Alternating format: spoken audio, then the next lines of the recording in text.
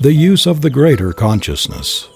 In practice, the emancipated soul must always realize that he is in union with the Father. What the Father does, he can do in his own life. What God is, he can become. His word must be spoken with absolute authority. He must know. There should be no uncertainty. The word is the only power. Everything must come from it, and nothing can stand against it. It is the great weapon which he is to use against all evil and for all good. It is his shield against all adversity and his sure defense against all seeming limitation.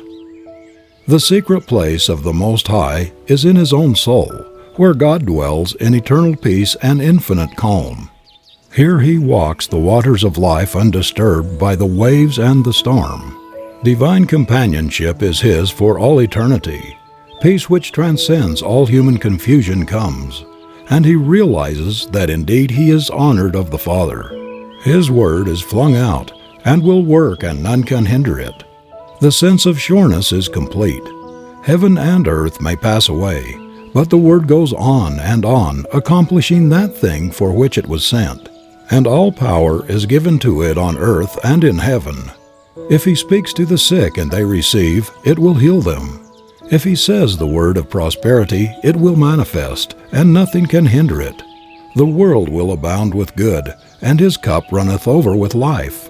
What more can we ask? What greater realization of life than to know that God is with us?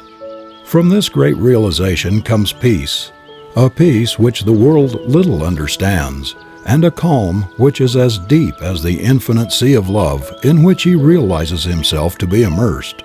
Peace brings poise, and the union of these two gives birth to power. No person can hope to arrive while he believes in two powers. Only as we rise to the realization of the one, in and through all, can we attain. When we speak the word, there must be no confusion, but only that calm reliance which knows that beside me there is none other.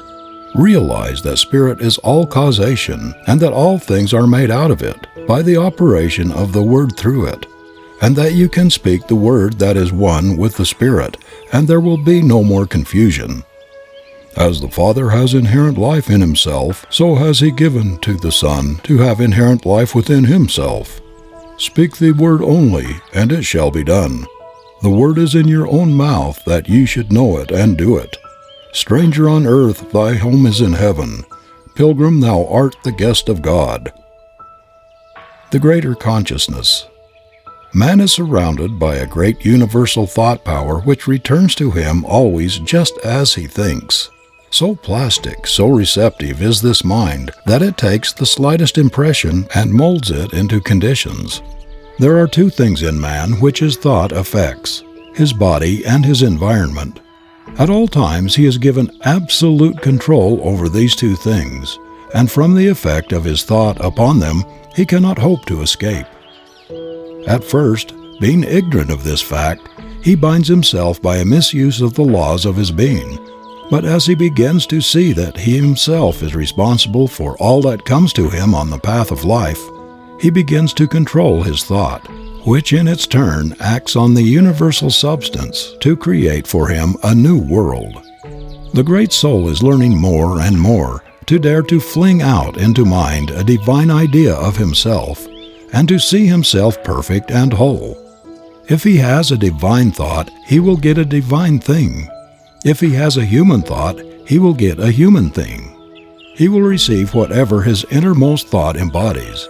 And so we find in the Bible twice repeated these words: "To the pure thou wilt show thyself pure, and to the forward thou wilt show thyself forward. It is done unto all as they believe."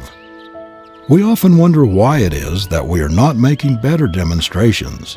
We look about and observe that some are getting wonderful results.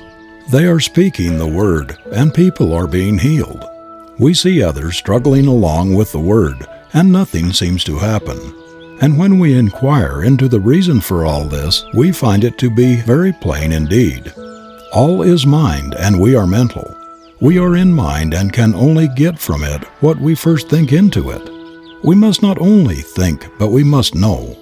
We have to provide within ourselves a mental and spiritual likeness for the thing desired.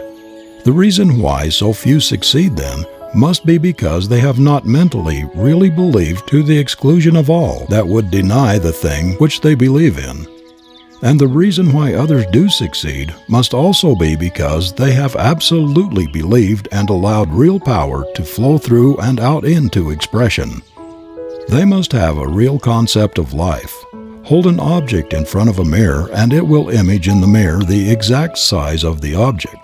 Hold a thought in mind and it will image in matter the exact likeness of the thought. Let us take this image which we hold before a mirror and change it ever so slightly, and there will be a corresponding change in the reflection. It is just the same in the mental world. Whatever is imagined is brought forth from mind into manifestation. We must not deny that which we affirm. We must reason only from that cause which is spiritual and mental and weed out all thought that would deny its power in our lives. There seems to be something in the race thought that says man is poor, man is limited, that there is a lack of opportunity, that times are hard, that prices are high, that nobody wants what I have to offer. No person succeeds who speaks these ideas. When we express ourselves in this way, we are using a destructive power. All such thoughts must go, and we must all realize that we are an active center in the only power there is. We must get the perfect vision, the perfect conception. We must enlarge our thought until it realizes all good, and then we must swing right out and use this almighty power for definite purposes. We should daily feel a deeper union with life, a greater sense of that indwelling God, the God of the everywhere within us. When we speak into this mind, we have sown the seed of thought in the Absolute and may rest in peace. We do not have to make haste, because it is done unto all as they believe. In that day that they shall call upon me, I will answer. People will often ask, what is the best method for demonstration? There is but one answer to that question. The Word is the only possible method of demonstrating anything.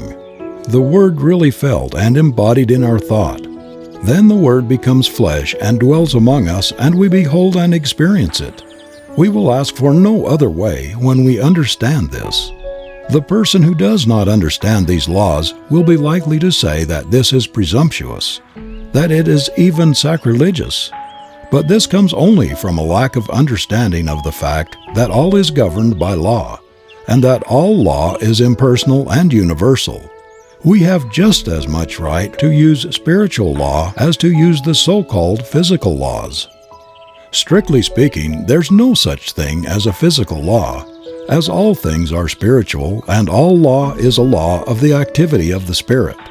The greatest use of these laws will always come to that soul who is the most deeply spiritual, as such a soul comes the nearest to using law as God uses it. So to the really great soul there must come a very close relationship with the invisible God. This relationship cannot be expressed in words, but only in inner feeling which transcends the power of words to express.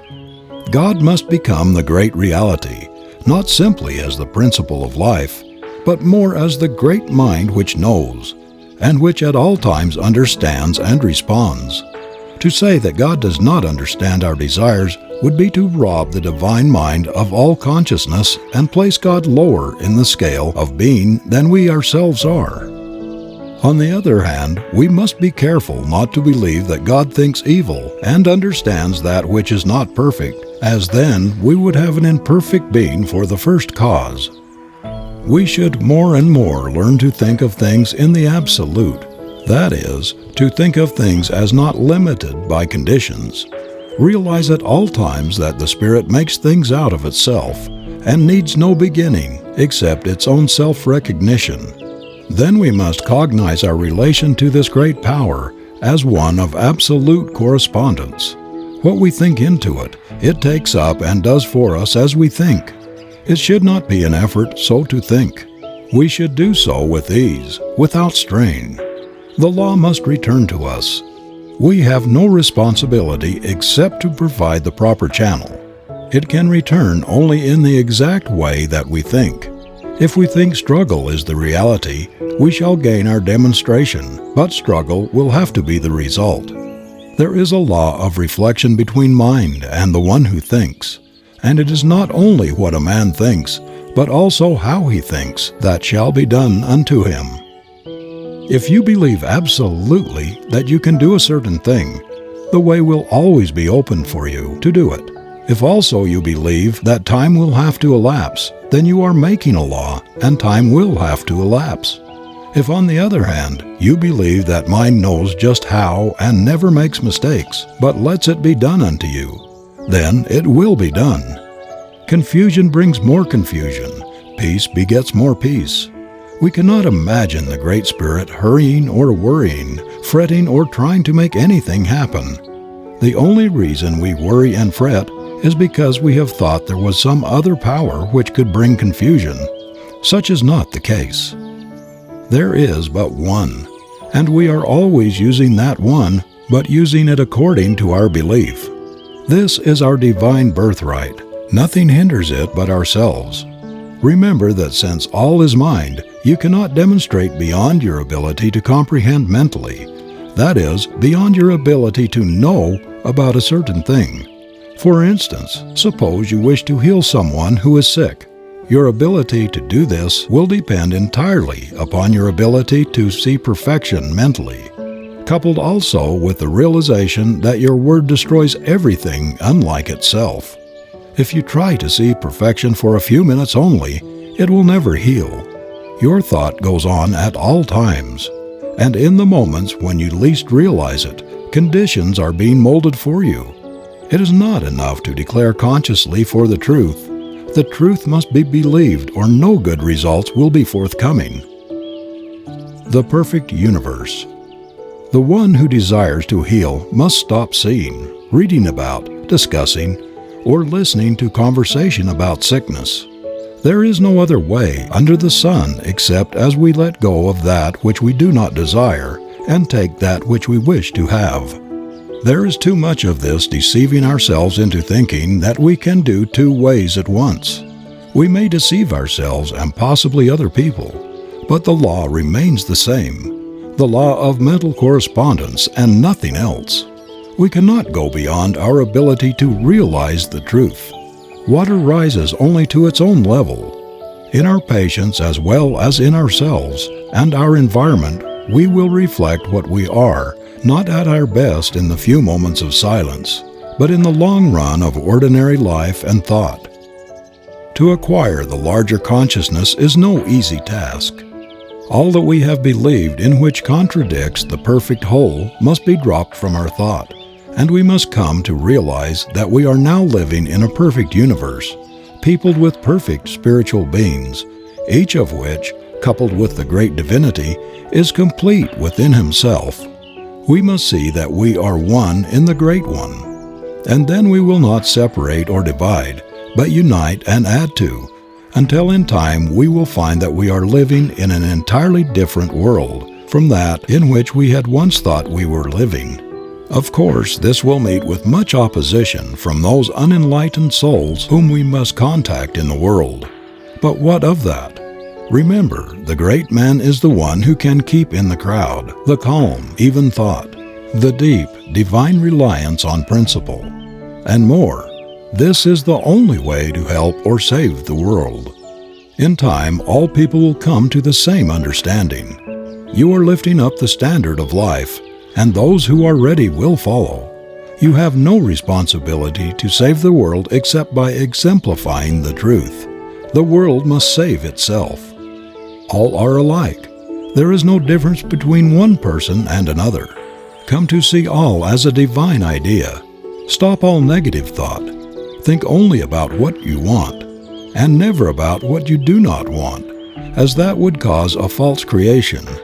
Too much cannot be said about the fact that all are dealing with only one power, making and unmaking for man through the creative power of his own thought. If there is something in your life that you do not want there, stop fighting it. Forget it. About struggle, karma. There is too much struggle coming into the metaphysical thought. Often we hear some seeker after truth say, "I have a big fight ahead." O foolish and untaught, how can you hope to enter in? The kingdom comes not from without, but from within, always. Stop all struggle and wait upon the sure principle that creates whatever it wills, because there is nothing to oppose it. As long as we think that opposition exists, we are blocking the way for the clearer vision. Those that take up the sword must perish by it, not because God is a jealous God, but because that is the way the law must work. Cause and effect must obtain everywhere. Do not even fuss about your karma. Too often we hear people say, "This is my karma." This may be true enough, but how many people know what they mean when they use the word karma? Do you realize that your karma is nothing but your false thinking, and that the only way to escape it is to think the truth, and that brings in the higher law? When the greater comes in, the lesser leaves, because there's no longer anything to give life to it. The past is gone when we learn to forgive and to forget. This erases from mind all that is held against us, and even our sins are remembered no more against us forever. Fate is in our own hands, and when we will rise to that pure atmosphere where we see things in their completeness, and know that an all-wise power is behind it all, we will see that the infinite mind could wish for us only that which expresses itself in limitless terms. The whole trouble has been that we reason as men and not as gods. "I say ye are gods, and every one of you sons of the Most High." The great law of life is thinking and becoming, and when we think from the lofty heights of the Spirit, we will become great, and not until then. Do not try to convince anyone of the truth. That will bring confusion. Truth is just as much as God is, and the whole world is coming gradually into the realization of it. Keep the truth within your own soul. Lift your own self above the confusion of life, and then people will believe. So all our thought is to be created in the realization of the one becoming the many, without struggle, without fear, stripped of all that denies the truth. How limited we are, how little our thought, how the human race rises in the morning, plods off to the day's work, plods home at night, sore and tired, eats and sleeps, works and dies. As has been said of man, man works hard to get money to buy food, to get strength to work hard, to get money to buy food, to get strength to work hard, to get money, etc. This was never intended. It is the curse imposed on the man who believed in two powers, one of good and one of evil. To us there has come a greater vision, and to those who believe and act as though it were true, it is proving itself. We must turn from all human thought and experience. We are not downtrodden, depraved, and miserable sinners, born in sin and conceived in iniquity and shame, some to go to heaven and some to hell, and all to the eternal glory of God. This is a lie. It always has been and always will be. But as long as we believe in a lie, it seems to be present with us. Man is born of the Spirit of God Almighty, is pure, holy, perfect, complete, and undefiled, is at one with his eternal principle of being. Many people are finding this out, and as a monument to its truth, millions are daily proving it for themselves. Somewhere down the path of human experience, we will all awaken to the realization that we ourselves are heaven or hell. We live in spirit, awaiting the touch of thought that believes. All people look, a few see. Part 2. Practice. Introductory. The one who wishes to practice metaphysics must first, last, and all the time realize that he himself is a center of the divine activity. He must know that whatever God is in the universal, He is in the world in which he lives. He must know that all things are made out of spirit, which is first cause. Nothing comes before spirit. Operating upon itself out of itself, it makes what it will out of its own perfect desire. He must think of the Spirit as the Father of his own life, eternally bound to him, eternally binding him to it. He must know that the Spirit not only can manifest through him, but that it wishes to do so. The Father seeks such to worship him. The practitioner who understands the truth knows that as long as God exists, he will exist. That he could no more become non-existent than God could. Walking, talking, moving in God, he must not only see the divine being as the great unknown cause, but he must go a step further and see God as the great self-knowing, understanding power of infinite intelligence, thinking through his own thought and willing into his own life all power and all good.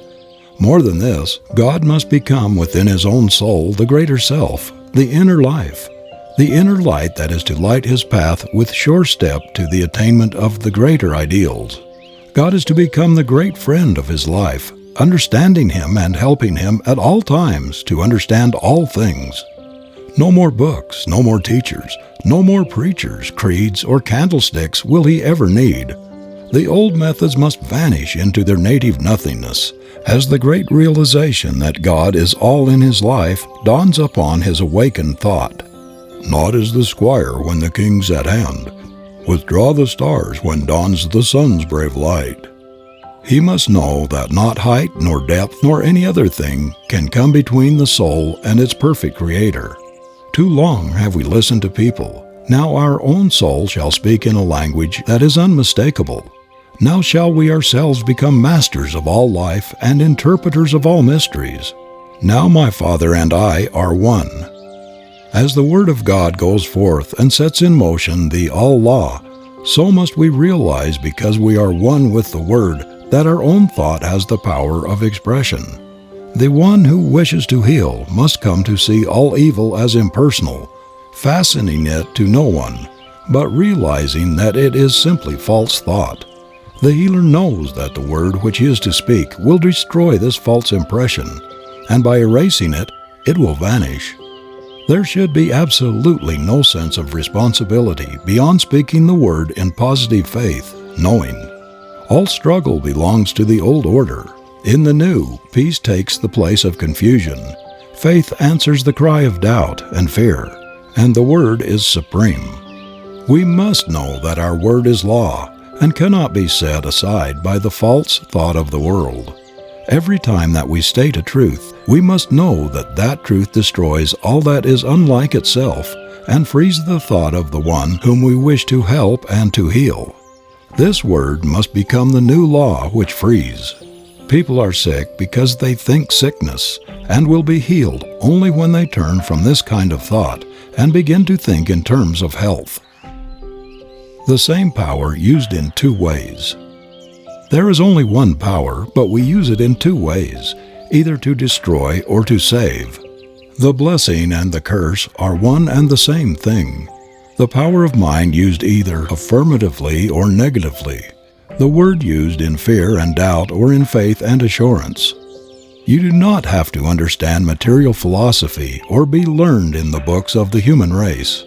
All these things may be good in their place, but to one who understands the greater laws of life, they are as simple babblings. An infant crying in the night, an infant crying for the light, and with no language but a cry. We no longer cry, we know. We no longer ask if there be a God, or if we dare to speak to Him lest we die. We do not analyze, dissect, affirm, or deny. We know. We trust our own word because first we know in whom we have believed. The sooner the one who is striving to attain will realize that truth must become revealed through his own soul and not that of another, the sooner he will attain. We must then become immune from the race suggestion of an hypnotic power that sets itself up as an authority. There is no other authority than your own soul, as there is no law but that your soul has set. Leave authorities to smaller minds and to those who need a leader because of their own self-confessed weakness, and be free. Dare not to stand amidst the eternal way and proclaim your own atonement with all the power that there is, was, or ever will be. Practically the whole human race is hypnotized, thinking whatever it is told to think. We get our concepts from our physical environment. We say, see sin, sickness, death and misery, happiness and calamity. And this concept we are giving to the creative, impersonal mind, and so we are making a law for ourselves that will produce what we believe in. Do we really know what law means? It means that which will exact the utmost farthing from our own thought. Like produces like, attracts like, creates like. If we could see our thought and take a picture of it and of our conditions, we would see no difference between the two, for they are really but the inside and the outside of the same thing. We cannot make affirmations for 15 minutes a day and spend the rest of our time denying the thing which we have affirmed, and affirming the thing which we have denied, and obtain the results which we seek. We send out the word and it sets the power in motion. Then we think the opposite thing which neutralizes the first word, and zero is the result. We cannot demonstrate one iota beyond our mental ability to conceive and steadfastly to embody. Infinite as creative power is, receptive and quick as it is, it can only become to us what we first think into it. God can do for us only what He can do through us. Dare to say, "Behold, I am He." Great men have come and gone, and behold, the greater now stands here where I stand, and I am that one. The world will laugh and perhaps scorn. The Christian world will hold up its hands in holy horror, lest you blaspheme. The unchristian world will smile knowingly. Neither the one nor the other will understand, but the understanding of either counts for nothing. You are now free, and your freedom will yet save the world from itself. The great soul finds within himself the divine companionship which he needs. He finds within himself the peace which passeth all understanding, and the power to do all things. All power. He speaks. His word is law, and it is done unto him of all the power there is. His word knows itself to be the law of life unto all for whom it is spoken and who receive it. Healing the sick. We shall be called upon to heal all manner of disease, to comfort the sorrowing, and to bring peace to the distressed. First we must heal ourselves. When we are healing others, we are also healing ourselves. A healer's work takes place within himself. This idea of sending out thought and holding thought is all a mistake. Things come into being not only by taking thought, but by knowing that the Word is infinite. This Word is in your own mouth, and there alone can it be spoken. Here your responsibility begins and here it ends, in your own mouth. You must feel no responsibility for the recovery of your patient, for it brings confusion and disturbance to be always wondering if it is working. It must work if you have the sure faith, and your patient is receptive. You are dealing with the same power that said, "Let there be light," and there was light. If your patient is suffering from a belief that he is dying of some dread disease, you must know that when you speak the word, it will destroy this false belief and set him free. There must be no doubt about the power in the word which you speak. It should be said in perfect calm, in peace, and with absolute faith that it will work. This word, then, establishes the law of life unto the patient. It casts out all fear. It destroys all false sense of material life and realizes that all is an expression of a perfect God, and so leaves nothing that can sin, be sick, suffer, or die. When you are as sure of this as that you breathe, when you truly know within yourself, your patient will be healed, provided he also believes.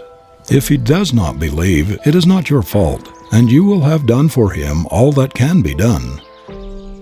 Denials. Some people teach the use of denials. This must be settled by each individual for himself. Here and at all times, we must settle every question from within and not from without. No living soul can say how another should or should not work. Be aware of the danger of a self-appointed authority. This danger is as apt to come into new thought as it was in the old. No one is your authority on anything.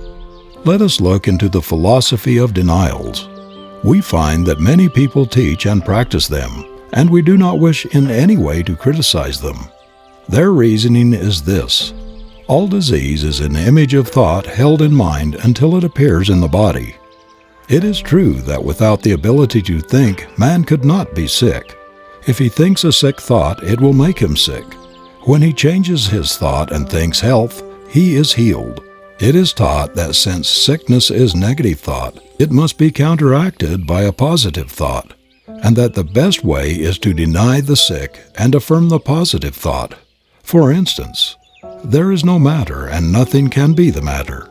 This man has no material stomach.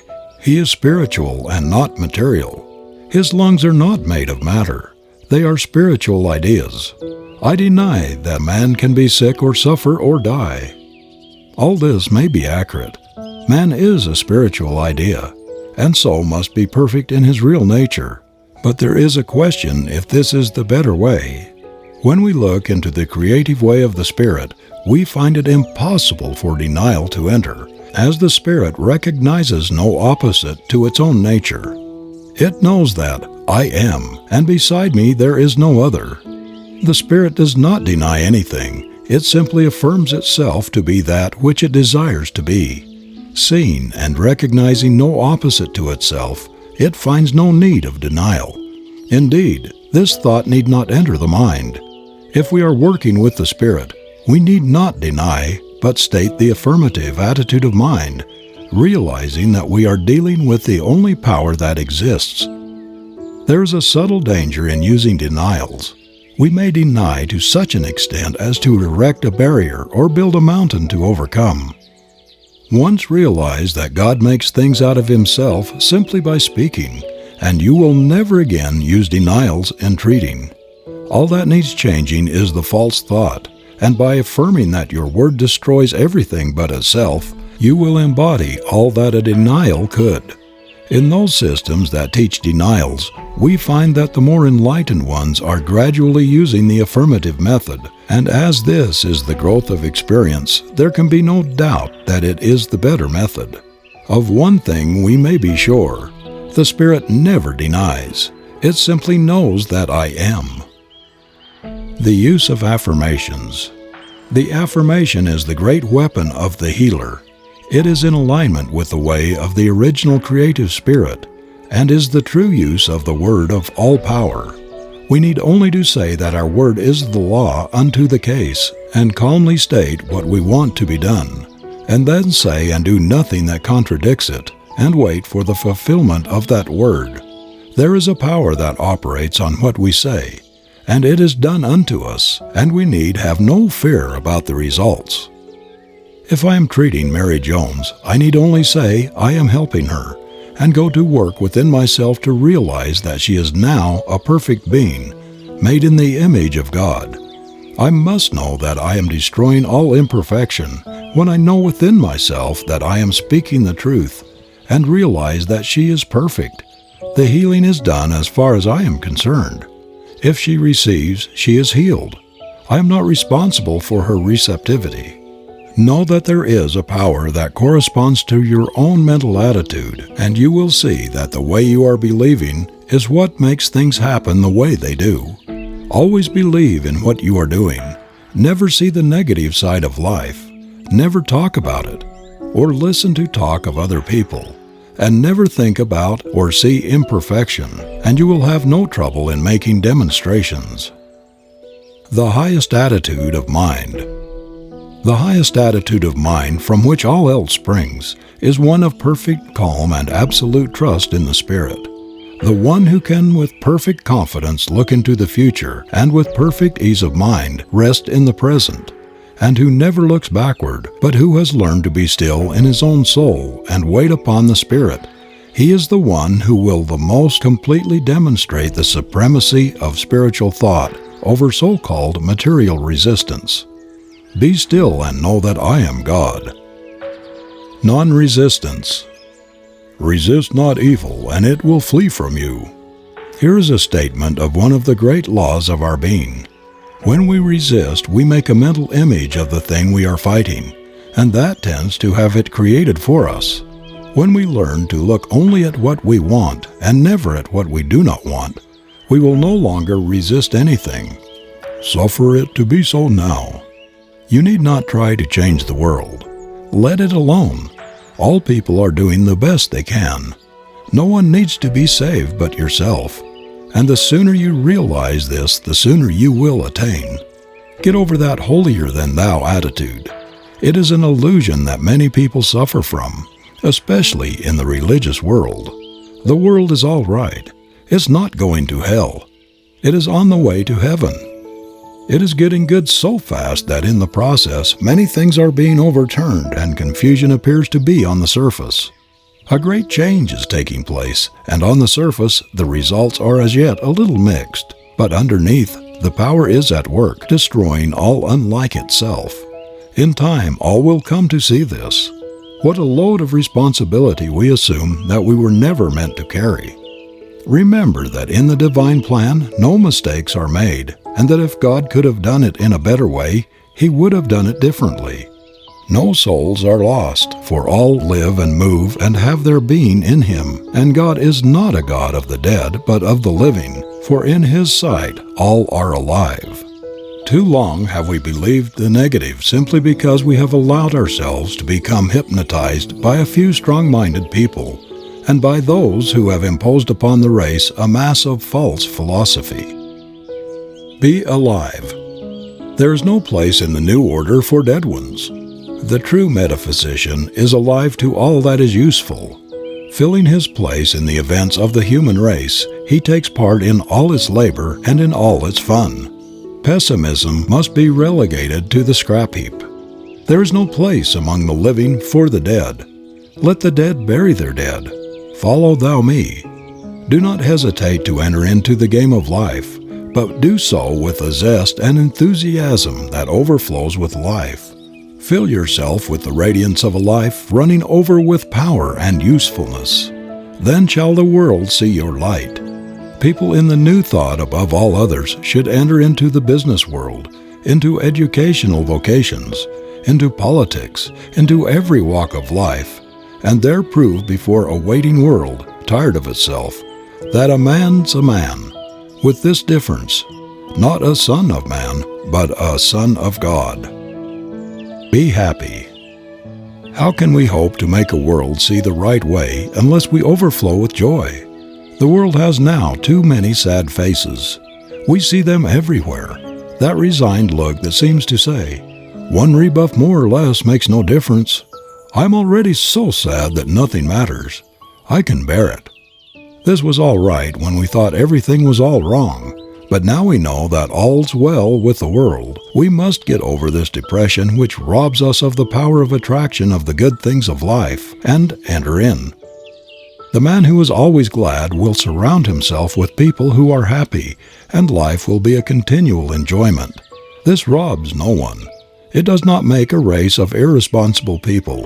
It makes a world of joy, a world that is good to live in. No one wants to associate with the dead. People are looking for a more abundant expression of life, not for depression and fault-finding. Find fault with no one, and more than this, find no fault with yourself. Get over the thought of condemning people and things. People and things are all right. Let them alone and enjoy life. Your very atmosphere will cheer and uplift the people who contact you, and a new life will enter into them, overflow. As it is given to me to perceive, I most certainly believe, when a man's glad plumb through, God's pleased with him, same's you. Live in the present. Life is for us today. There will be no change for tomorrow unless we do the changing today. Today we are setting in motion the power of tomorrow. Today is God's day, and we must extract from it what of life we are to live. Tomorrow, in the divine course of events, will care for itself. The soul that learns to live in the great gladness of today will never weary of life, but will find that he is living in an eternal here and now. Now all good is his. Now all life, truth, and love are his. Now he has entered in, and the good things of life are his today. Lord, for tomorrow and its needs I do not pray. Make me do thy will just for today. Let your soul sing today, and the song that comes tomorrow will be all the sweeter. It will ring out over the vistas of time with an unmistakable clearness. Here is a soul who knows himself and has found life within himself, who has met God today. No more waiting, no more longing, no more weary roads to travel. He has arrived. The goal is won and peace has come at last, today. See good in all things. Learn to see God in all manifestation, in all people, through all events. The ordinary person sees only the lump of matter. Not so with the awakened soul. He sees in all things the divine mind at work, molding out into expression what it feels itself to be of life, of color, of form and beauty. There are some disillusioned ones who claim that what we see is all false, and that the so-called material universe is an unreality. What a mistake! What we see is the body of God, full, free, complete, whole. A primrose by the river's brim, a yellow primrose was to him, and it was nothing more. He never saw the idea behind. It was seen only as matter, matter, matter. Yet what he could have seen was God's thought of himself coming out into wonderful beauty and color and form, the infinite one manifesting in an infinite variety of forms. What do you see when you look upon the human form, the crowning glory of God's perfect creation?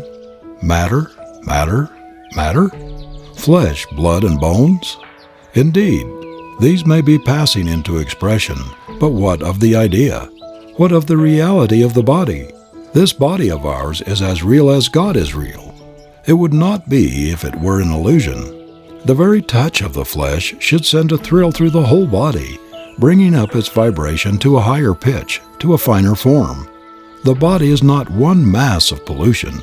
It is the temple of the living God, and should be so thought of.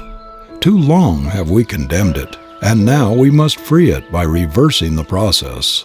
Of all things on earth, the human body is the most beautiful, the most wonderful, and the most godlike.